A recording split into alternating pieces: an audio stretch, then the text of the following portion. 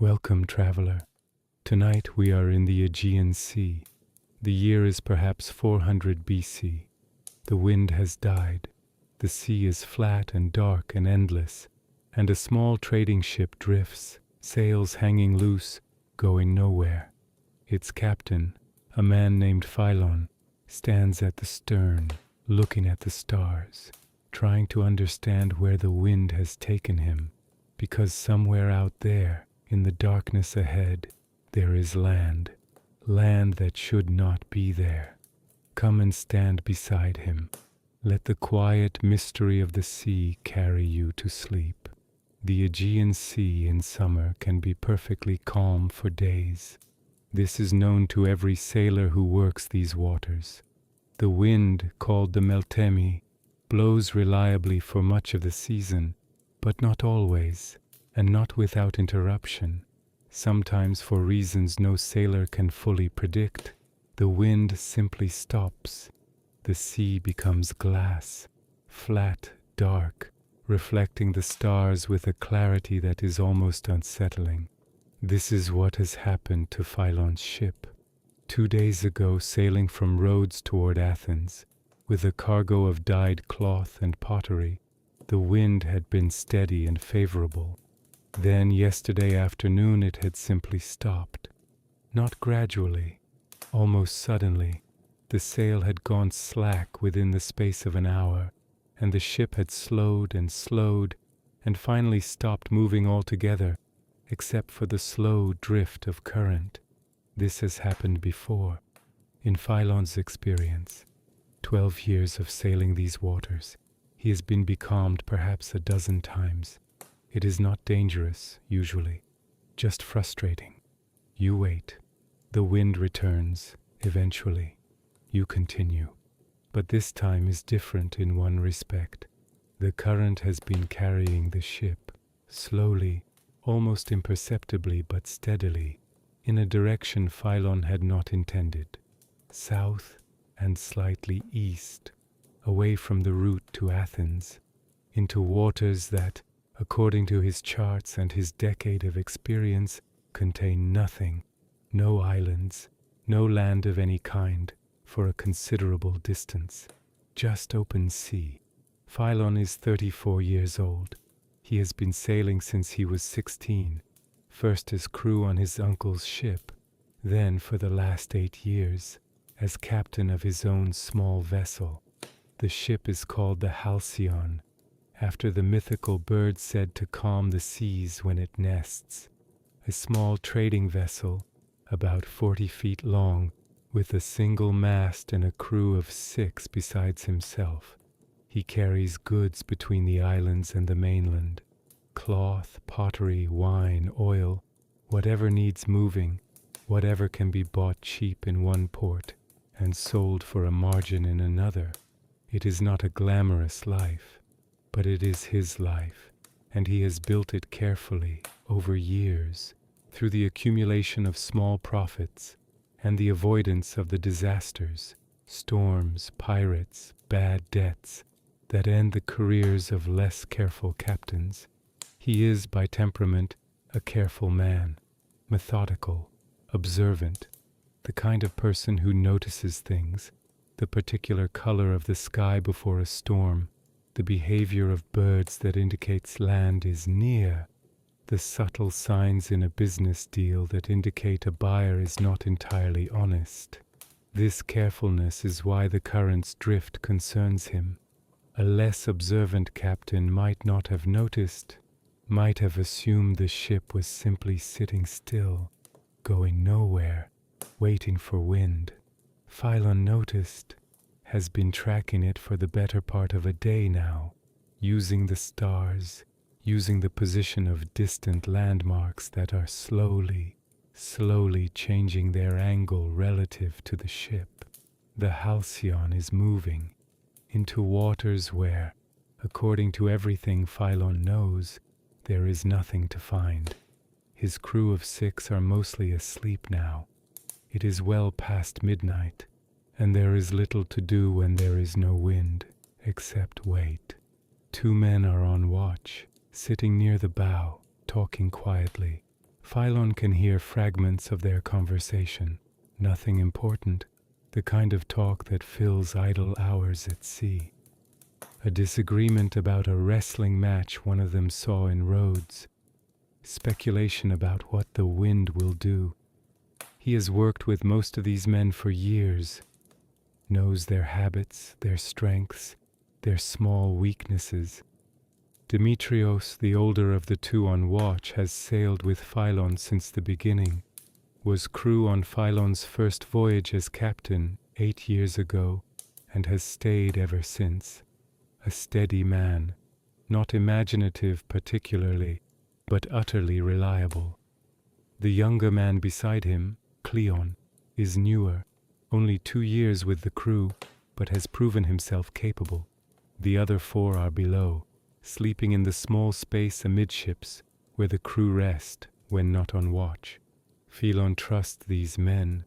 Trust for a sea captain is not a small thing. A ship is a closed world, 6 or 7 men, weeks at a time, dependent on each other in ways that land-based life rarely requires. He has chosen his crew carefully, over years, and has been rewarded with a group of men who work well together, who do not cause trouble in ports, who can be relied upon when things go wrong. This matters now, because something, he does not yet know what, may be about to go wrong, or may simply turn out to be nothing. He has not yet decided which. Philon has in a waterproof leather case in his small cabin 3 charts. Charts in this period are not the precise things that later centuries will produce. They are more like annotated descriptions, drawings showing the relative positions of islands and coastlines, with notes about distances, currents, landmarks, dangers, accumulated knowledge, passed down and added to by generations of sailors. He has looked at these charts several times since noticing the current's drift. All 3 agree on one thing. In the direction the Halcyon has been drifting, there is nothing. Open sea for a considerable distance, further than Philon has ever sailed in that direction, further than anyone he knows has sailed, as far as he is aware. This is not in itself alarming. The Aegean is large, but it is not infinite, and eventually any direction of travel will encounter land of some kind, if not an island, then eventually the coast of Crete, or further south, the coast of Africa. What is unusual is the specific nature of the drift. It has been remarkably steady. Currents in the Aegean are typically variable, affected by wind, by the complex interactions of the many islands and channels, by factors that change from day to day and season to season. This current has been like a road, steady, consistent, carrying the ship in almost exactly the same direction for nearly 24 hours now. Philon does not believe in supernatural explanations for natural phenomena. He has met sailors who attribute every unusual current or wind to the gods, and has generally found this attitude unhelpful for actually solving problems. But he also does not believe in ignoring patterns, and this is a pattern he has never seen before. The night is exceptionally clear. This is one advantage of the calm. No clouds, no haze, nothing to obscure the sky. Philon has used the stars for navigation his entire career, knows the major constellations, their seasonal positions, their use in determining direction and approximate latitude. Tonight, he has been using them for something more specific, tracking the ship's drift with unusual precision, trying to understand exactly how far and in what direction the current has carried them. The calculation is not exact. It cannot be with the tools available to him, but it is good enough to confirm what he already suspected. The Halcyon has drifted perhaps 30 miles from where the wind died. 30 miles in a direction that, according to every chart he has, leads to nothing. He looks up at the sky now. The familiar patterns. He could find his position, roughly, just from the stars alone, even without his charts. But knowing where he is does not tell him what is ahead. The charts are clear about that. Nothing. And yet the current has been so consistent, so directional, that he finds himself unable to dismiss the possibility that nothing might not be entirely accurate, that something exists in this direction that has simply never been charted. This would not be impossible. The Aegean is large, and not every rock, every small island, every uninhabited outcrop has necessarily made it onto the charts that sailors like Philon carry. Most charts focus on what matters for navigation and trade: the populated islands, the major routes, the known dangers. A small island, uninhabited, off any major route, might simply have escaped notice. Or, and this thought, though he does not articulate it fully even to himself, sits at the edge of his mind, might have escaped notice for other reasons. It is Demetrios who notices it first. A little after the second hour of the night watch, he calls quietly to Philon. "Captain, look at this." Philon comes to the bow. Demetrios points. At first, Philon sees nothing unusual, just the dark sea, the stars, the horizon barely visible as a slightly different shade of darkness, where sky meets water. Then he sees it, a light, very faint, very distant, low on the horizon, in the direction the current has been carrying them. Not a star, too low, too steady, and stars do not appear and slightly shift the way this light seems to. Philon watches it for several minutes. It does not move in the way a ship's light would move. Ship's lights, when visible at this distance, typically show some variation as the ship rises and falls with the swell, even on a calm night. This light is steady, fixed. "Land," Demetrios says quietly. "Has to be." Philon does not answer immediately. He is thinking about the charts, about the steady current, about the fact that according to everything he knows, there should be nothing here. And yet there is a light on the horizon where nothing should be. Philon wakes the rest of the crew. This is not standard procedure for an unexpected light at night. Under normal circumstances, the watch would simply note it and continue, perhaps adjusting course if needed, once there was wind to adjust course with. But circumstances do not feel normal.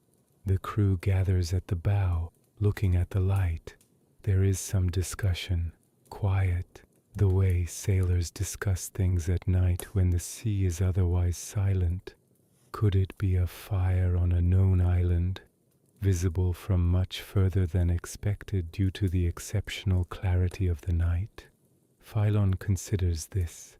It is possible in principle, but the nearest known islands, according to his charts, are far enough away that even a large fire would be difficult to see, and this light, while faint, has a quality that suggests it is not simply a distant fire seen at extreme range. It has a particular steadiness. Could it be another ship, perhaps one that has also been becalmed, perhaps further along in a similar drift? This seems more likely to some of the crew. A ship's lantern, left burning through the night, could account for a light of this kind. Philon does not dismiss this possibility, but something about it does not quite fit either.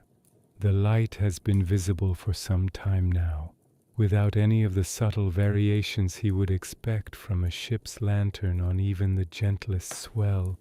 The crew's mood is, Philon notices this carefully, as he notices most things about his crew, neither fearful nor especially excited, mostly curious. Sailors are practical people on the whole. A light on the horizon in itself is not alarming.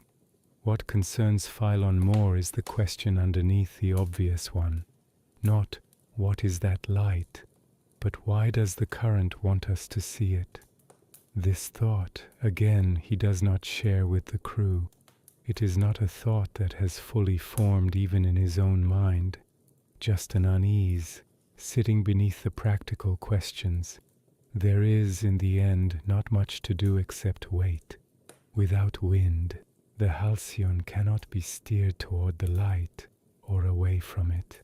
The current will carry the ship where it carries it, regardless of anyone's preferences. Philon orders the crew to maintain a watch, 2 men awake at all times, more if anything changes, and to try to get what rest they can.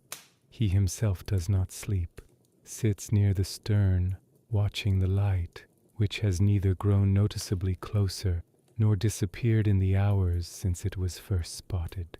The night moves slowly. The stars complete their slow wheel across the sky. The particular constellations that mark the deep hours of night giving way, gradually, to those that herald the approach of dawn. Philon has spent many nights at sea, has watched many dawns approach from the deck of a ship. There is usually a particular quality to these hours, a kind of patient stillness, the world holding its breath before the change of light.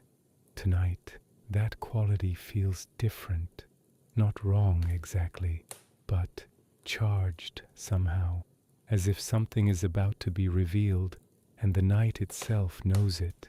He tells himself this is simply the effect of uncertainty on the mind, a light where there should be nothing after a current that behaved unlike any current he has experienced. These are unusual enough circumstances to make anyone's imagination work over time, but the feeling does not entirely leave him, even as he reasons with himself. He watches the light, watches the stars wheel toward dawn, and waits. The first hint of dawn comes as a paling in the east, the deep black giving way, slowly, to something less absolute. As the light grows, the horizon becomes more distinct, and Philon, watching the direction of the mysterious light, which has, as dawn approaches, become harder to distinguish against the gradually lightening sky, begins to see something else, a shape, dark against the lightening horizon, low at first, just a suggestion of something that is not simply sea and sky. As the light grows further, the shape resolves. An island, not large, perhaps 2 or 3 miles across, Philon estimates, though distance is hard to judge precisely at this range. Low hills, rising to what might be a single higher point near the center. Trees, he can make out even at this distance that the island is not barren, green in patches, suggesting vegetation, perhaps even forest, and this is what makes Demetrios, standing beside him, draw in a sharp breath. Structures, not natural formations, built things. Even at this distance, even in the still uncertain light of early dawn, Philon can make out shapes that are too regular, too geometric, to be anything other than the work of human hands. Buildings, perhaps a small settlement, on an island that, according to every chart he carries, does not exist. As the sun rises fully, a light wind begins, the first wind in nearly 2 days. It is faint, but it is enough. Philon orders the sail adjusted, catching what wind there is, using it to give the ship some steerage, some ability to influence, even slightly, where the current takes them. He does not order the ship toward the island, nor does he order it away. He is in this moment genuinely uncertain what the right course of action is. His training, his instincts, his decade of experience as a captain, all of these suggest caution. Unknown islands can have unknown dangers, reefs not on any chart. currents that behave unpredictably near shore, inhabitants who may or may not be friendly to strangers, and yet an island with what appear to be buildings that exists in a location where his charts insist nothing exists. This is by any measure an extraordinary discovery, the kind of thing that, reported back to the right people in Athens or Rhodes, could be valuable. New territory, new trading opportunities, knowledge that could benefit the city that first claims it. Philon thinks about this for a while, watching the island grow slowly larger as the current and the light wind combine to carry the Halcyon closer. In the end, he decides on a middle course. They will approach carefully, watching for hazards, ready to alter course if anything seems wrong. But they will not commit to landing immediately. They will observe first. This is, he reflects, simply the careful approach he would take to any unfamiliar harbor. The fact that this harbor should not exist does not, in his mind, change the basic principles of careful seamanship. It only makes them more important. As they draw nearer, still a mile or more away but close enough now to see real detail, Philon studies the island's shape. It is roughly oval, elongated slightly from north to south. The hills he saw from a distance are more distinct now, 3 of them rising to modest heights, none of them particularly dramatic, but giving the island a varied silhouette rather than the flat profile of some smaller Aegean islands. The vegetation is denser than he expected. Trees cover much of the higher ground, not the scrubby, wind-bent vegetation typical of many Aegean islands, but what looks like genuine forest, tall trees with full canopies. This in itself is unusual. Many islands in this region have been deforested over centuries of human use. Wood taken for building, for fuel, for ships, while goats and sheep prevent regrowth. An island with substantial forests suggests either very recent settlement or settlement that has, for some reason, not followed the usual pattern of resource use.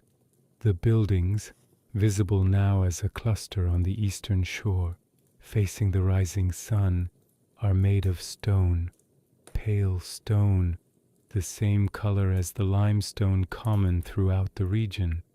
But the style is unfamiliar to Philon, not the rectilinear forms typical of Greek architecture, the temples and houses he knows from a dozen different islands and cities, variations on a shared visual language. These buildings are rounder somehow, curved walls, domed roofs, or what might be domed roofs, hard to tell precisely at this distance.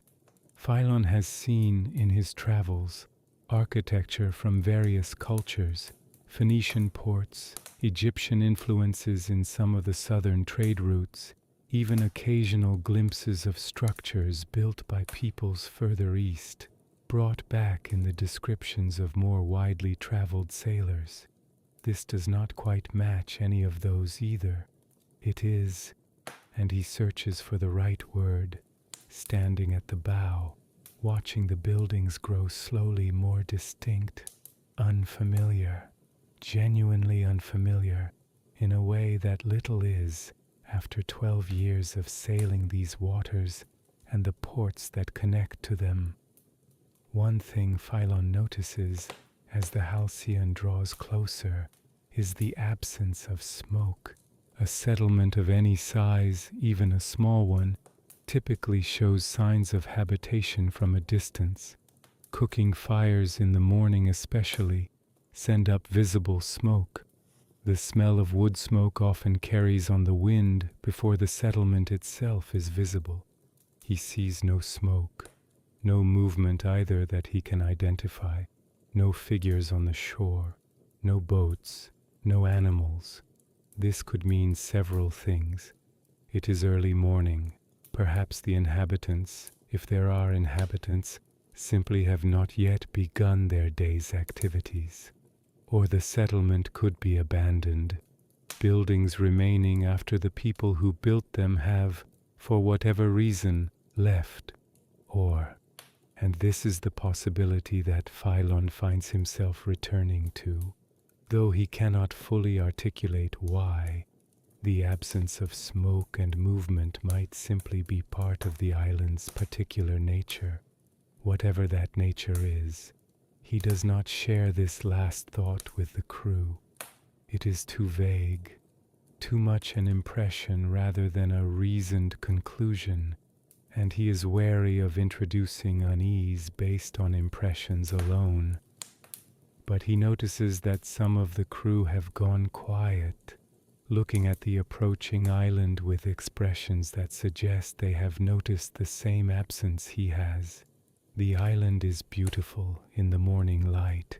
Green hills, pale stone buildings, the sea around it a clear blue-green that suggests shallow water and sandy bottom near the shore. Good anchorage if it comes to that. But it is also, Philon thinks, very still.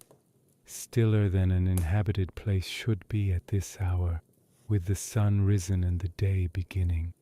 They anchor eventually in a small bay on the eastern side of the island, the side facing the buildings they observed from a distance. The water here is exactly as clear as it appeared from further out. Philon can see the anchor settle onto a sandy bottom, perhaps 20 feet below, schools of small fish moving around it. The buildings are visible from here, perhaps half a mile along the shore, close enough now to see more detail. The curved walls Philon noted earlier are indeed curved, not the angular geometry of Greek construction, but flowing organic shapes that seem to follow some logic Philon does not immediately recognize. The stone is worked smoothly. These are not rough or hastily built structures, but the product of considerable skill and presumably considerable time. And yet, still no smoke, no movement, no sound. Beyond the ordinary sounds of the sea and the morning, birds, somewhere in the trees on the hills, the lapping of small waves against the hull. Philon decides, after some consideration and brief discussion with Demetrios, whose judgment he trusts, that a small party will go ashore. Not the whole crew, someone should remain with the ship, in case anything requires a quick departure. He will go himself, along with Demetrios and one other crew member, Straton, a younger man known for sharp eyes and a level head. The rest will remain aboard, watching, ready to assist if needed. This is, Philon reflects as the small boat is lowered, precisely the kind of careful, methodical approach his entire career has been built on. Whatever this island is, whatever explains its absence from every chart, the strange consistency of the current that brought them here, the curious silence of what should be an inhabited shore, he will approach it the way he approaches everything, carefully, methodically, watching for what the situation actually shows him, rather than for what fear or excitement might suggest. The beach where they land is fine white sand, unmarked by any footprints, any sign of recent use. Behind it, a short distance inland, the buildings begin. Up close, they are even stranger than they appeared from the ship. The curved walls are made of stone blocks, fitted together with extraordinary precision. No mortar visible. The blocks simply shaped to fit each other perfectly, in the manner Philon has heard described of certain very ancient constructions, though he has never seen anything quite like this himself. The domed roofs are real domes, a form of construction that, as far as Philon knows, is unusual in Greek building traditions, though he has heard of domed structures in other contexts. in descriptions of buildings from distant lands. The doorways are tall, taller than necessary for people of ordinary height, Philon notices, though not dramatically so, just slightly taller than expected, as if built for people somewhat larger than typical. Inside the nearest building, the door stands open, and Philon, after a moment's hesitation, steps through, with Demetrios and Straton close behind. The space is empty. Not empty in the sense of abandoned and looted. There is no sign of disturbance, no broken furniture, no evidence of departure in haste or under duress. Simply empty, as if the building had never been furnished, or as if whatever had been here had been removed completely, carefully, leaving nothing behind. The walls inside are smooth, pale stone, catching the morning light that enters through high windows in a way that gives the space a quality Philon does not entirely have words for. Calm, perhaps, though that is not quite right either. Settled, as if the building, despite being apparently unused, is not abandoned in the way ruins are abandoned. More as if it is waiting. Though waiting for what, Philon cannot say. They explore further, carefully, methodically, the way Philon does everything. More buildings, similar in style, curved walls, domed roofs, the same precise stonework, the same emptiness. A central area, perhaps a square or gathering place, though its exact purpose is unclear, paved with the same pale stone, worn smooth in places in a way that suggests considerable use over considerable time, though by whom or for what, there is no indication. Paths leading inland, toward the hills they saw from the ship. Philon does not lead the party far inland. Caution suggests staying relatively close to the shore, to the boat, to the option of a quick departure if circumstances warrant. But from the edge of the settlement, looking up toward the hills, he can see that the forest there is old, genuinely old, in a way that is visible even from a distance. Massive trees, their canopies forming a continuous cover that suggests centuries, at minimum, without significant disturbance. This, combined with everything else, the unmapped location, the strange current, the unfamiliar architecture, the careful emptiness of the buildings, begins to suggest something to Philon that he has, until this point, been resisting. Not that the island is dangerous exactly.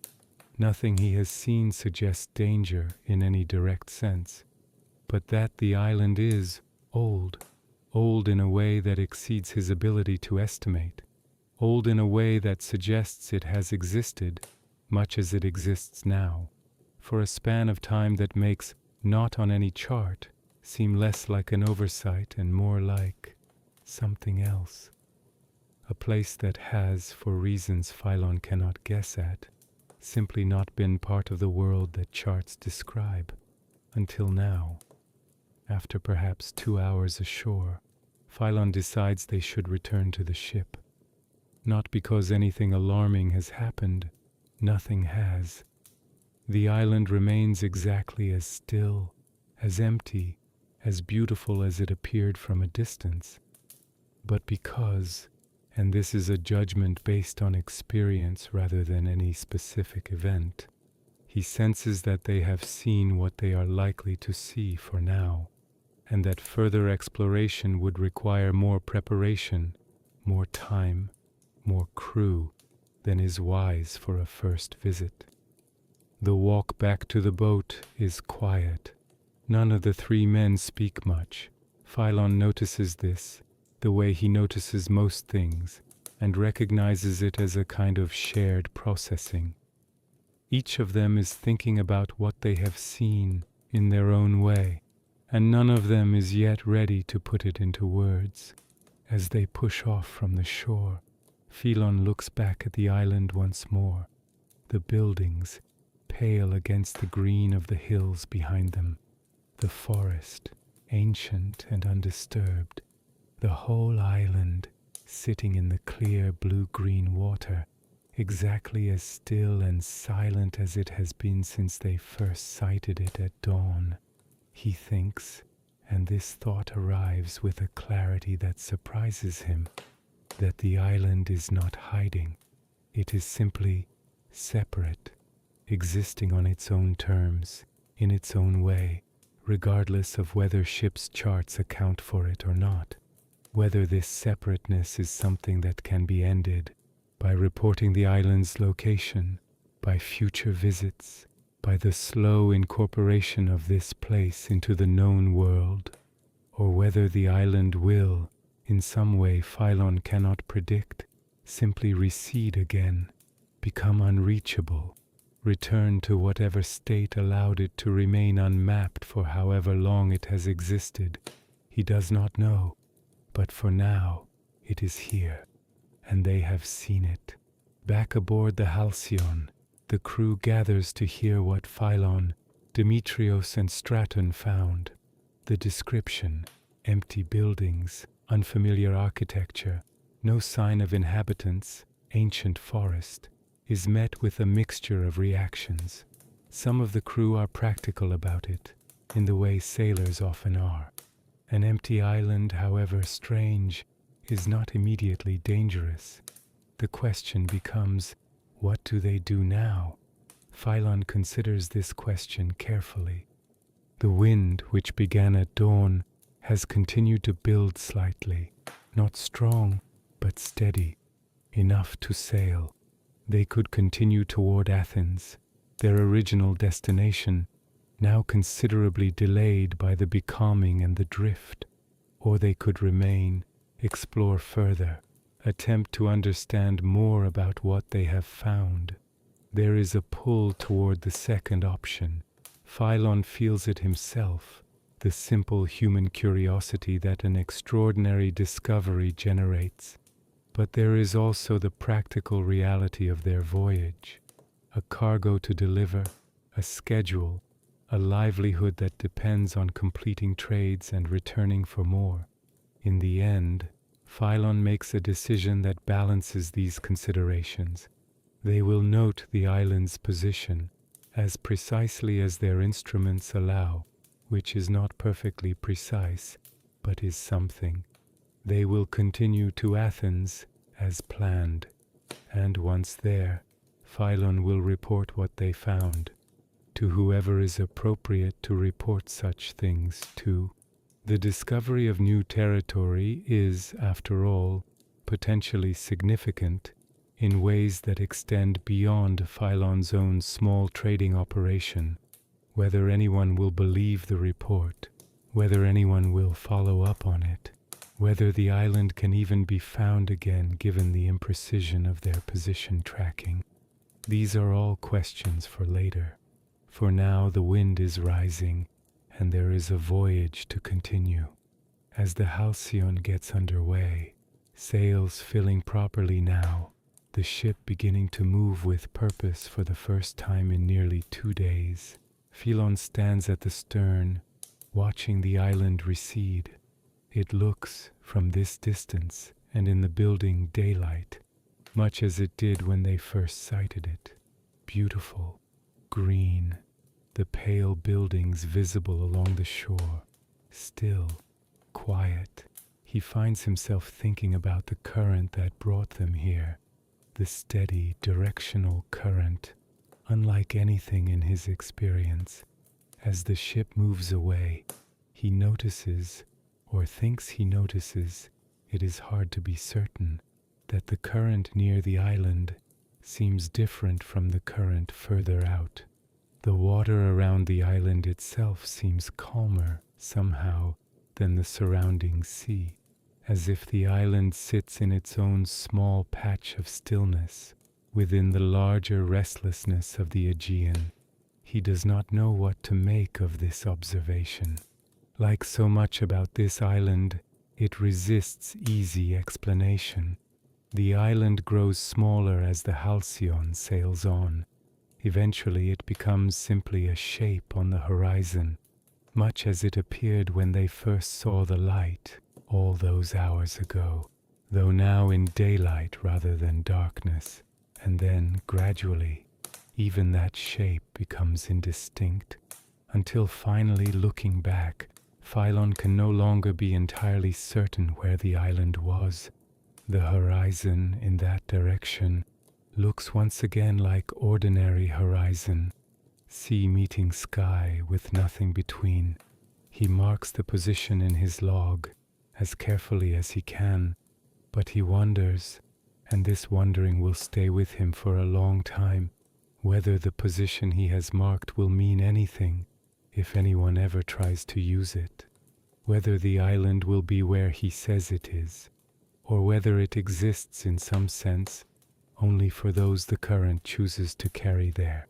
That night, with a steady wind and clear stars, the Halcyon makes good progress toward Athens. The crew settles into the familiar rhythms of a working voyage, watches rotating, the small tasks of maintaining a ship at sea, the quiet conversations that fill the hours. Philon takes his turn at the stern, as he always does, watching the stars, checking the ship's heading.